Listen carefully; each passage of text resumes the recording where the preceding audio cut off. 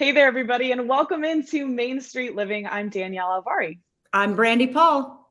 I'm Cheryl Nelson. Good to be here, guys. And I've got a different location today. Yeah. I am on the road once again. Danielle, I'm not far from you. Oh, yeah. Well, it's very exciting to see you traveling again, Cheryl. I know that was something that was very dear to your heart, and so it's good to see you back out on the road. Oh, thank you guys so much. Yeah, it's going to be so much going on with the holidays around the corner, and I'm so excited about that. And what do you guys have planned? I mean, are you doing anything? Are you going to be cooking, making drinks? So I don't know if you guys can see my Thanksgiving fall gnomes behind me, but their time is short. They're going to be leaving a little bit because I'm going to make Christmas throw up all over my house. So I'm excited to bring out the garland, the annual pictures. I'm ready for it. When's the transition? When's the transition to Christmas? It just, when the spirit hits me, when I'm feeling, maybe I'm in Nebraska. So maybe when those first snowflakes start falling any day now, who knows? Because people debate this, like when you can decorate for Christmas. It is a big deal. I have friends who have already put their stuff up. No shame. They are happy about it. They're ready to go into Thanksgiving in the Christmas spirit. I am that friend. But this is my first year doing so. I just needed a little bit of extra holly jolly, and I thought we're going straight into Christmas. Oh, I think that's fun. And I do feel bad for Thanksgiving, though, because all the Thanksgiving decorations, they kind of get shafted because people go right from Halloween to Christmas these days, and we just skip over all the Halloween decorations, right? I mean, I love Christmas. Don't get me wrong. I would do Christmas all year round. But what do all the stores do with all those Thanksgiving decorations now? Save them till next year. Also, Christmas has better colors. You have to admit. For Christmas sure. has better colors.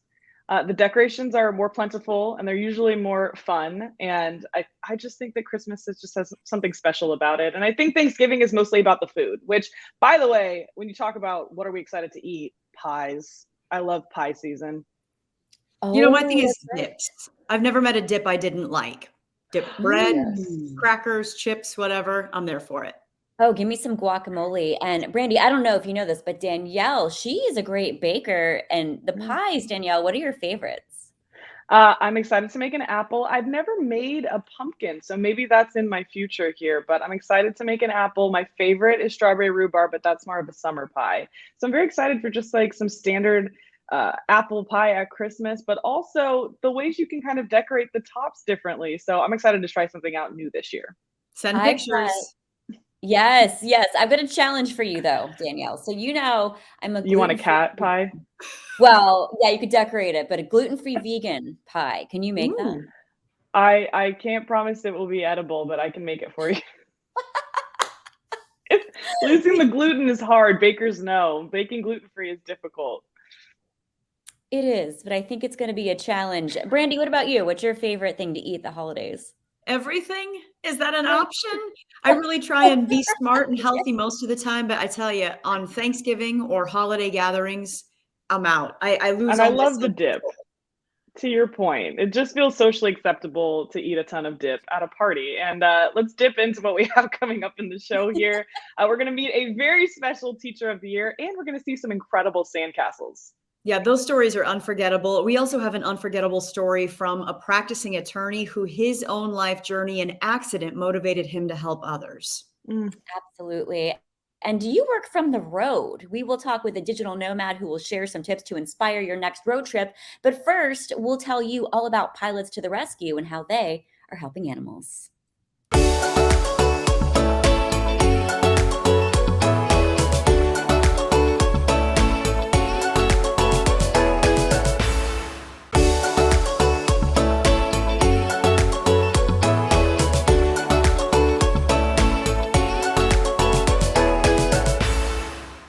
Welcome back into Main Street Living. Now, whether or not you own a pet, it's hard to dispute the positive impact that animals can have on our lives. Cheryl, I know you know what I'm talking about. Oh, yes. You all know by now that I am a dedicated animal lover and a proud cat mom of 4 rescue spoiled kitties. And recently I was invited to tag along on a very special rescue mission with Pilots to the Rescue. I am so excited to see this. All right, let's take a look at this incredible group making a difference for a plane load of beautiful cats. Love, It feeds our souls. It's that warm, fuzzy feeling we all crave. No matter who we are, where we come from, or what we look like, one thing is constant, and that is love. As much as humans need this basic emotion, our companion animals crave love too. Michael Schneider, pilot and animal angel as I'll call him, founded the nonprofit, volunteer-driven 501c3 organization Pilots to the Rescue in 2010. His mission? To not only rescue animals from potential euthanasia at overcrowded shelters, but also to inspire others. We help create awareness. This is a novel concept, transporting animals with a plane. It's not something you hear about all the time. If I can inspire someone to focus on doing what they really are passionate about, that creates a little transformational shift in our world. We're all connected. Thanks to Michael and his group of volunteer pilots, many animals whose time may have otherwise been up now have hope. You're okay. As a cat mom of 4, I jumped at the opportunity to go along on a cat rescue mission with Pilots to the Rescue. Hi! Are you Bobby? I'm Bobby. Nice to meet you. You must be Cheryl. Yes. Bobby Aronson is a volunteer pilot with Pilots to the Rescue. And the reason he volunteers his time to save animals is simple and comes from the heart.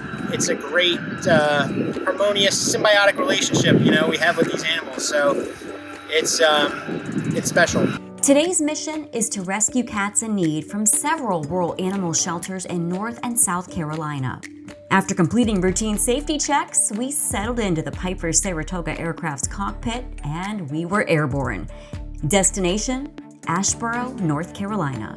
In southern states, counties, it's very hard, difficult. Yeah, there's so many cats and kittens there. Nobody will go get one or just go adopt one. Very few adoptions take place, if any. There are too many running loose that you could go pick up and just carry home with you. You don't need to go adopt one. Most people there don't spay and neuter, which makes the problem worse and worse and bigger and bigger and bigger. Oh my gosh.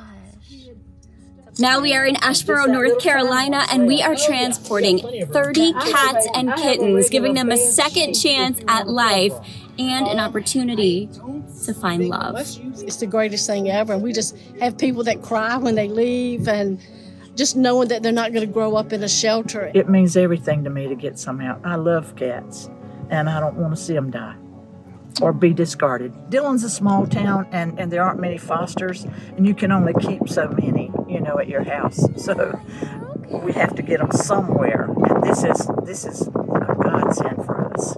As we secured our precious feline cargo in our plane, nervous meows and hisses came from their cat carriers.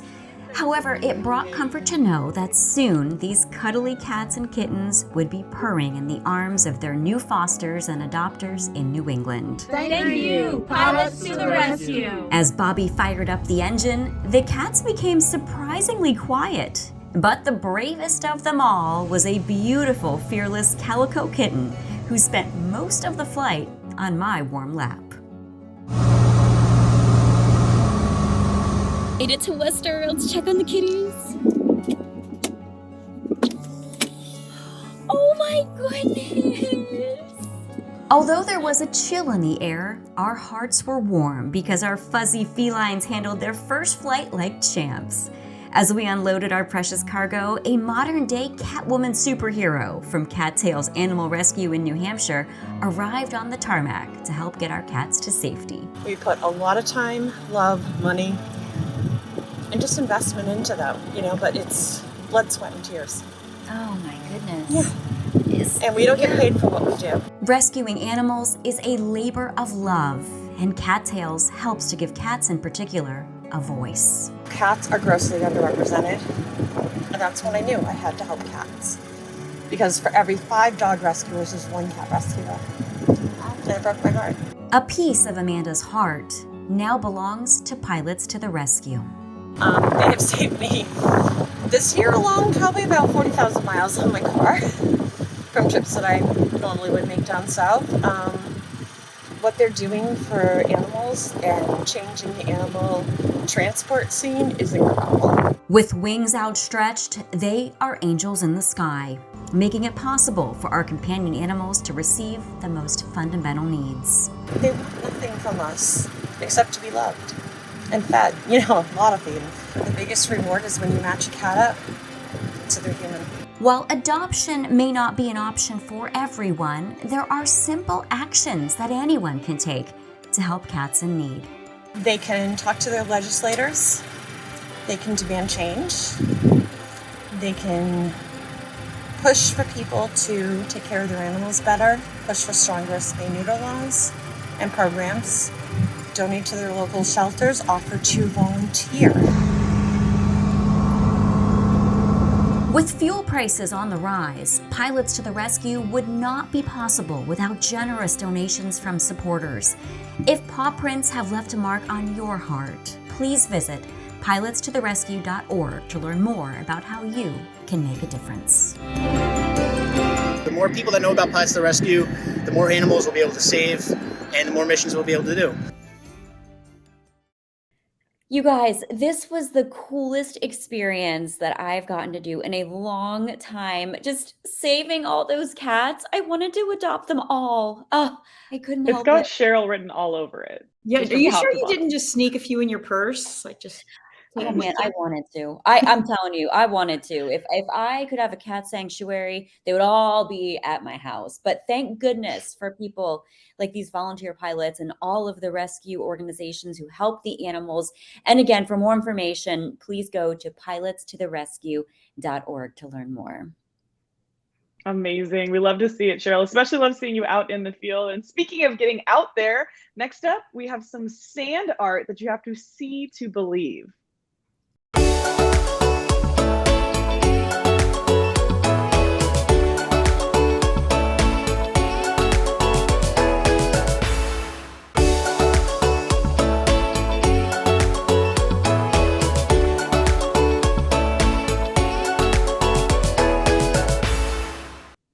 Welcome back into Main Street Living now, Brandy. Cheryl, you guys know I was very fortunate to get to grow up in California. I got to go to beaches a lot. And one of the best part of going to a beach as a kid was getting to play in the sand and make sandcastles.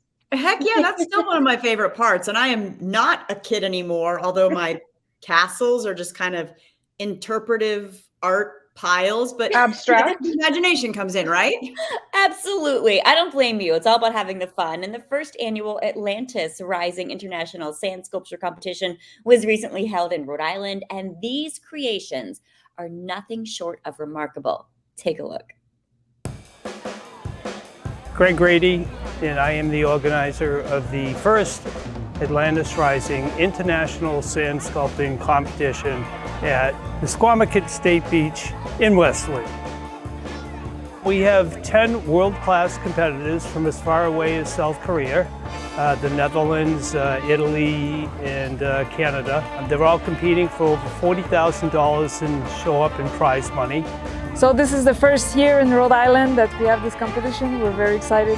It's one of the strongest competitions that I've been at.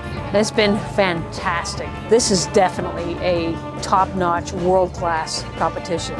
Incredible sand, incredible organization, incredible sculptors. You got the best in the world right here.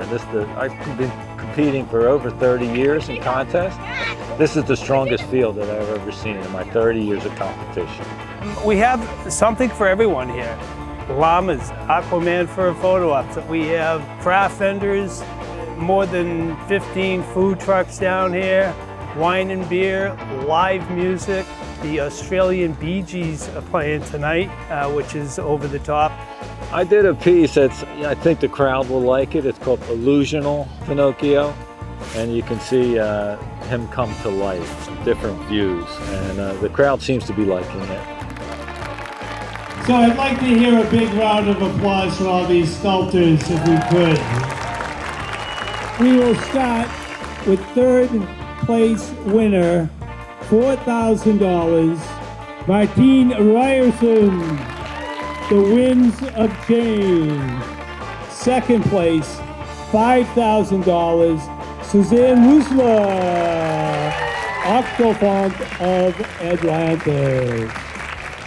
I did some research about Atlantis, and I found out that there used to be elephants living on Atlantis when it wasn't sunken under the water yet.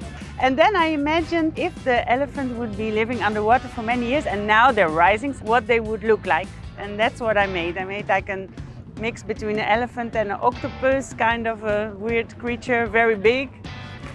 And for your first annual International Sand Sculpting Festival winner, Melanage Beauregard from Hawaii, sculpted Balance. My piece is balance. The inspiration about it is how in life we are influenced. We have to find our balance between all this that trying to pull us or push us or support us also sometimes, but it's to find our balance.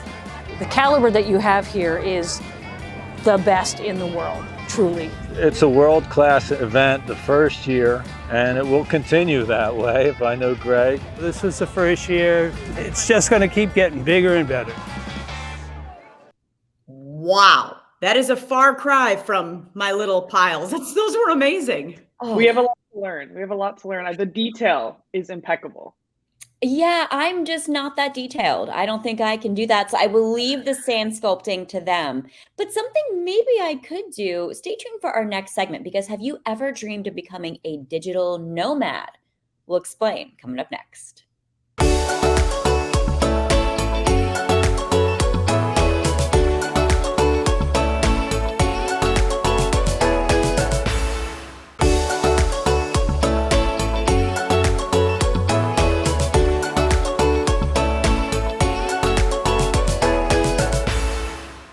Welcome back into Main Street Living. Now, I'm sure we're all tired of hearing about the pandemic, but there's really a lot of things that were changed, and there's some things that are likely to never go back to the way they were before. And I think that's not necessarily a bad thing. Yeah, that's right, Danielle. Working from home has become normal for a lot of professions, and many travel enthusiasts like myself have started to realize that home can be just about anywhere that you have an internet connection. To explore more about this exciting shift, please welcome back adventure travel photographer Stephen to the show. Great to have you on Main Street Living again. Yeah, happy to be here. Good morning. Good morning. So you and Giselle are essentially professional road trippers, which I think is fabulous. You both used to work regular 9-to-5 jobs, but now you're working from wherever you decide to spend your day. Tell us how you were able to make this transition. I might need some tips for myself. It was kind of our COVID project. We both worked the 9-to-5. I own my own small business, and Giselle worked as a marketing director, and she came up with this crazy idea, like, what if we started taking our photos and trying to help other people travel, other 9-to-5 workers. We always got questions on how we traveled so much, even though we worked full-time jobs. So that was our whole goal, just to help other full-time workers get out, tell them little budget hacks or ways to save time and save money, and then places that are pretty local, especially in California. And it started during the pandemic, and ever since then, it's just kind of grown into our own business. And now we got to quit our 9-to-5s and do this full-time. You are literally living my life dream goal right here. All right, so Stephen, I've got this. Do I need more tools to invest in a journey like this? What would you advise people to get? Yeah, so the phone is super helpful. We use that a lot of times for a hotspot. I feel like the hardest two things are power and Wi-Fi. So Wi-Fi, we found a couple different ways. Sometimes our car now has Wi-Fi, which is fantastic. So we can hook up to that. I know Starlink is a big thing right now that a lot of people have been doing. So there's all kinds of different ways to get Wi-Fi around. And then power, we use this thing called a Jackery power generator. It's amazing. It basically powers all of our laptops, recharges our phones. It comes with a couple of solar panels as well. So when we're on the road, let's say we're camping, we do some photos that morning and we need to charge up, we can just put our solar panels out and be charged for the entire day. Wow. Oh, the solar panels are my favorite part. They're so good for the environment too. You're not worrying about fuel. It's not loud. You just get everything you need, charge it up, and you're ready to go. So you're doing all of this. What would you say is the best part about working from the road? I feel like the best part is just being able to have the flexibility. I feel like before, when we worked our 9-to-5s, we only really could travel on Saturday and Sunday. So if it was raining on Saturday and Sunday and sunny Monday through Friday, it'd be like, well, what am I supposed to do? Am I supposed to still go if it has bad weather? So I feel like the flexibility of when it's sunny outside, we can send our trips, and when it's cloudy, we can just kind of hunker down, work on the road, and stay cozy. Well, you're convincing me, and you're certainly an ambassador for this amazing lifestyle. Any downsides to being digital nomads? I feel like not having a routine necessarily is the only hard part, because it is on the go. Sometimes you need to hop on a work phone call and you're like, oh, I don't have any Wi-Fi. I'm in the middle of the mountains. What am I going to do? So there are some hardships that come with it, but I feel like for us in our lifestyle, having the flexibility to just sit down, work on the road in front of a beautiful mountain or right next to some hot springs has completely changed the game. And Brandy and I both said, okay, this is our dream job. So what tips would you give us or some of our viewers who might be aspiring to combine work and travel? I have this quote that I tell everyone. It says, you don't have to be great to start, but you have to start in order to be great. And that's kind of how we started road tripping. I used to do a lot of camping and backpacking, and G was much more of the luxury traveler. So we kind of brought ourselves together. And that's when I found the Jackery. The biggest problem is one time we were on a trip and we had to jump our car 3 times because the power kept dying because we were trying to charge our laptops, our phones, and everything in there. So now that we could have the Jackery, as well as we got some different ways to get Wi-Fi on the road, it's made it so we can work anywhere easier. So I feel like if you're thinking about it, try and do it 1 or 2 days and then slowly see if you can extend it longer and longer. All right, you have mentioned mountains, you've mentioned springs. Do you have a top 3 places that you have visited? That's a great question. One of my favorites is Southwest in Utah. There's this one area right in between Bryce and Zion. yes. It has amazing views. It's super close to a ton of different areas. I feel like the second one is probably out in Mammoth, California. It's right next to the mountains. It's right next to the hot springs. It's next to the tallest point in the U.S. So that spot is amazing. And then right on the coast of California in Big Sur, we can go up above the clouds if it's cloudy, because there's some really, really cool coastal clouds that come in and you can get a beautiful sunset out there. And just the vibe of Big Sur. We always meet a lot of other digital nomads as well. So it's fun to kind of see what they're doing and see if we can work together. And you're talking about that marine layer. As a meteorologist, I love watching the clouds out there and watching that marine layer come in. And if you're just above that, that's super cool. So I know exactly what you're talking about. It's the most magical thing. I remember we brought this one person in from Texas and we were shooting just some portraits of her. And we were like, asking her if she wanted to go do something for sunset, and it was super cloudy. So I was like, let's go up above the clouds. And she's like, what? You can do that? She'd never seen anything like it in her life. It was unreal. I love that so much. How can our viewers learn more about you two? Because you're so interesting, and get more information about that cool Jackery generator. You can find us on TikTok for little fun short videos. On YouTube, we put all of our longer form tips, and that's where we really help people with itineraries. And then on Instagram, that's where we mostly talk about the Jackery and our day-to-day life and how we went from working the 9 to 5 to now doing this full time. Absolutely amazing. Stephen, thank you so much for joining us. Always a pleasure, and gives us some inspiration for those in other states to get through these winter months, thinking of new fabulous destinations. Yeah. Thank you so much for having me on. All right. So Cheryl, what I took from that, here's the difference between you and I. Brilliant meteorologist talking about the marine layers. Me, those are pretty clouds. Yay. So that's why, all kinds. Yeah, that's why we all would make a great team, right? I can enlighten you. You can say, oh, look at the beauty. Yeah, so much fun. We all agree on that. All right. Well, up next, meet a real superhero, Santa Barbara's Teacher of the Year. We'll be right back.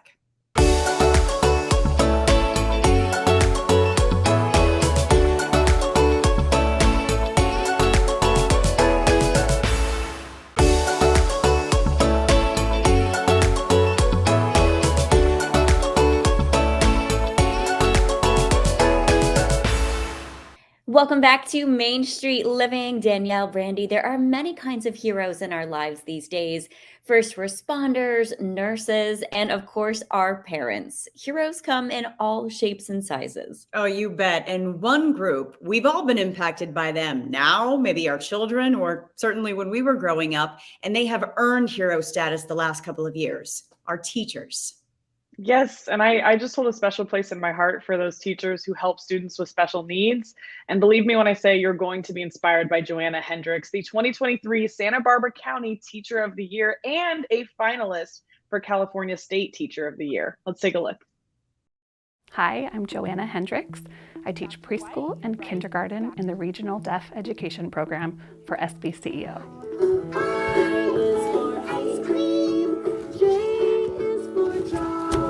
I teach 3, 4, 5, and 6-year-olds. All of my students are in my class because they have an eligibility of either being deaf or hard of hearing.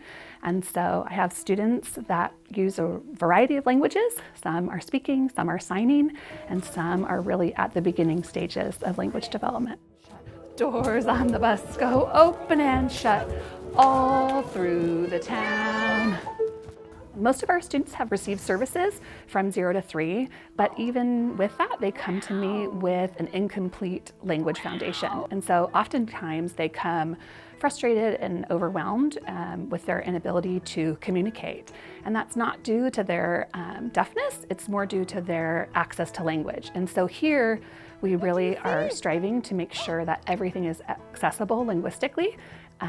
Our brains are equipped to take in that information auditorily or visually, and so we do it all. Say, I like to paint. Paint. Paint, that's painting, good job.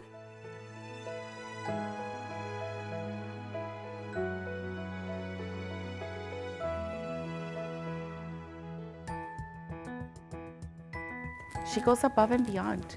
Language for her is not just in the classroom and it's not just for her students. She involves the parents and she wants language to be as a whole. She wants parents to be as involved as they can be. And it's very hard when parents like myself that don't know the language, the stress we're dealing with in life, and she makes us part of it. She goes above and beyond. I think that parents, that's part of why it's so beautiful that Joanna creates those relationships, because the parents trust her and she establishes that trust very early on. And she's just uber communicative. She celebrates her students' wins. Everything she does, when it comes down to it, it's just what's best for students. And she's just exceptional. My favorite part of being a teacher, I think, would be cultivating relationships with parents and students. And those bonds and those connections that we make are really the joy for me. And that's, I think, where I thrive. That's what gives me energy. She played a lot of roles for me and she advocated for me. She comforted me in times where I needed her, providing me that reminder that my son will be successful. And it was true.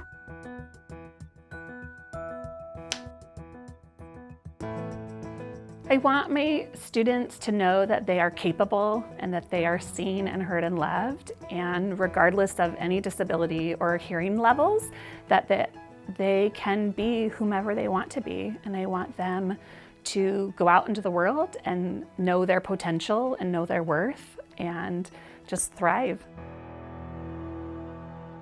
Wow. And you could just tell in her students' faces looking at her how much they loved her and they loved learning. Oh, yeah, absolutely.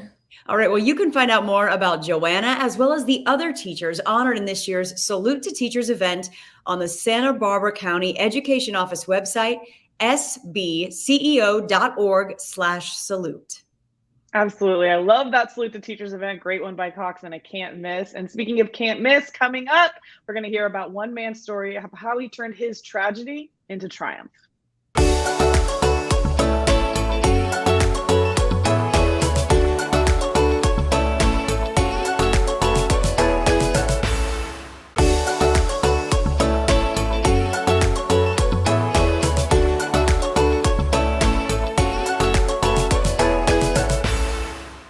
Welcome back to Main Street Living. Danielle, Brandy, it's an unfortunate fact of life that sometimes accidents happen.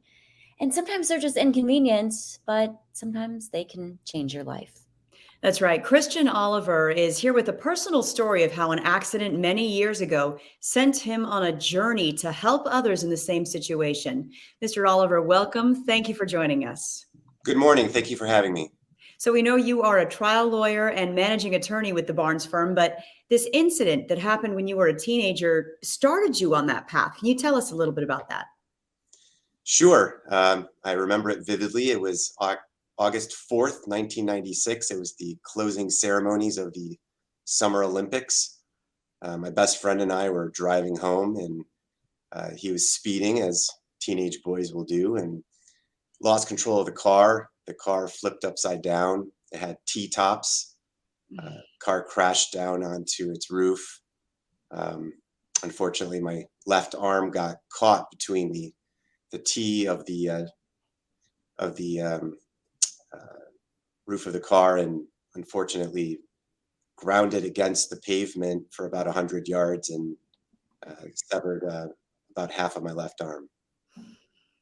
Oh my gosh. I mean, when something like that happens, obviously it's incredibly traumatic. What kind of impact did that have on you and your family? You know, back then there was this popular show called Rescue 911 where they would, you know, dramatize these big events, and then they would always end with some, you know,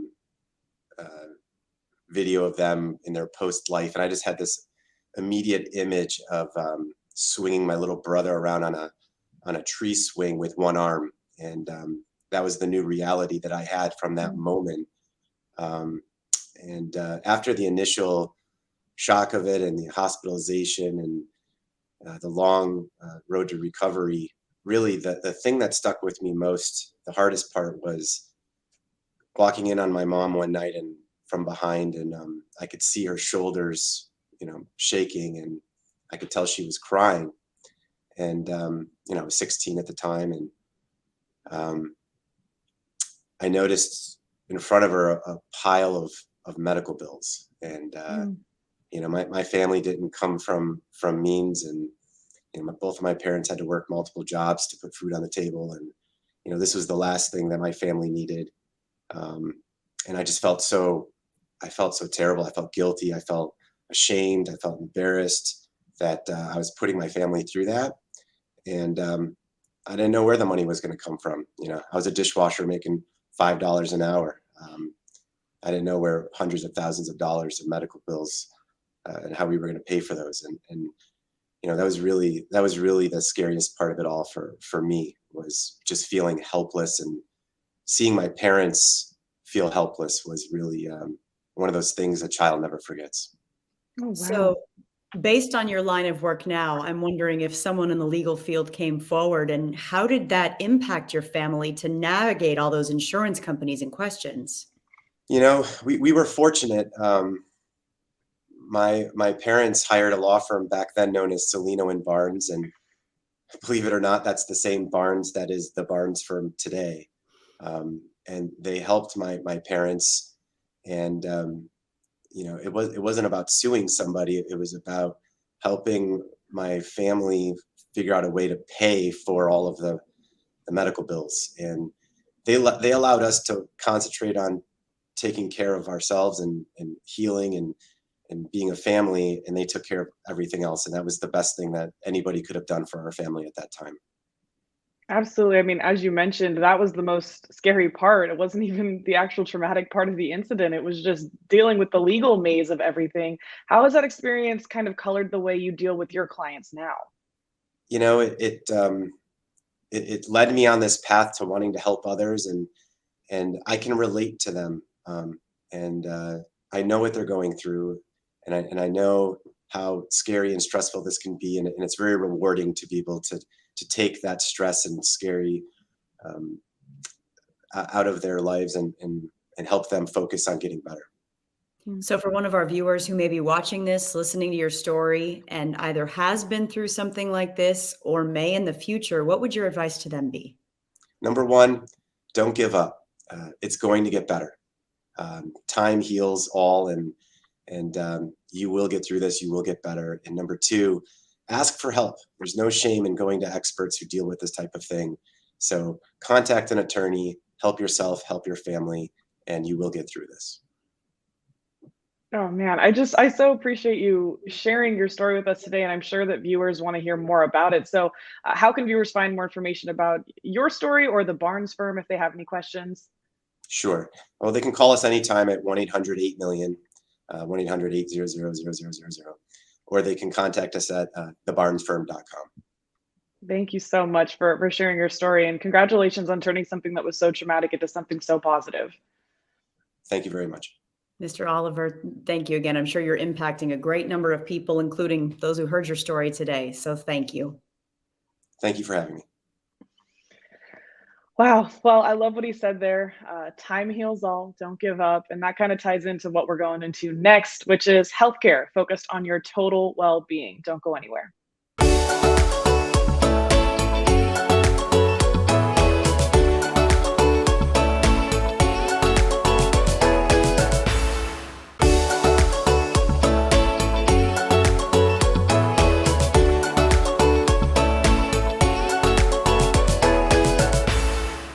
Welcome back to Main Street Living. All right, we all know how important it is to take good care of our health, right? Well, a big part of that is having access to good quality healthcare professionals. I know it's so important. It could be difficult too. And if you're eligible for Medicare, you might have questions about the multitude of different supplement plans that are available. I know it can be confusing. Yes, but never fear, because Erica Cardenas is here. She hosts our sister Your View show, Your Health, and she had a chance to learn more about a unique Medicare supplement program focused on your total well-being. Let's take a look. Joining me now is Paco Franco, Medicare benefits consultant with Clever Care. Thank you so much for joining us, Paco. Thank you so much, Erica. I really appreciate it. First off, we hear that Clever Care is a health plan customized for growing diverse populations. Can you tell us more about that? Yeah, absolutely. One of the most distinct differences of Clever Care is that we combine the principles of Eastern and Western medicine to our approach of healthcare. You know, we believe in the complete well-being of our members and believe that wellness should be affordable. Clever Care offers member support for services in various different languages, whether it be Tagalog, Chinese, Korean. But in addition, you can also visit our various community centers that we have in Koreatown, Westminster, San Gabriel Valley, and there you'll be able to have personalized service from our knowledgeable team members. So, Paco, how does Clever Care differ from other health insurance plans? Unlike most Medicare Advantage insurance plans, Clever Care is built for your health and culture. Our plan includes benefits that cover Eastern and Western principles, so you're not having to pay more to keep your traditions alive. Plus, we have over 15,000 provider facilities in our network. We've also have over 55 hospitals here in Southern California that specifically speak your language. Wow, that's great. So what other Eastern medicine benefits does Clever Care offer? With Clever Care Medicare Advantage HMO plans, we're able to offer benefits that cover Eastern medicine treatments like unlimited acupuncture with no referrals needed, or even services like gua sha, tui na, reflexology, cupping, infrared therapy, massage therapy, so much more. Now, Paco, there are other Medicare Advantage plans that, offer those benefits too. So what else makes Clever Care stand apart? Great question. Thank you so much, Erica. Most Medicare Advantage plans are designed with a general person in mind, a number. And your individual wellness and traditions are typically not part of the equation. But Clever Care is built for your health and your culture. Wow, Paco, that's amazing. So many benefits for sure. So tell us, who can sign up for a Clever Care health plan?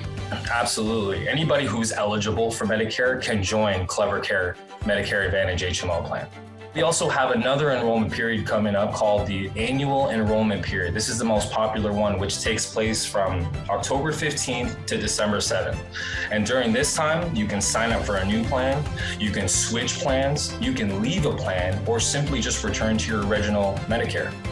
Great. Paco, thank you so much for being with us and sharing all of this great information. If you'd like to learn more about Clever Care, just head over to their website. As always, incredible information from Erica, and you can get more information about the different Clever Care Medicare Advantage plans available in California on their website, getclevercare.com, or by calling 833-388-2463. Straight ahead, more Main Street Living.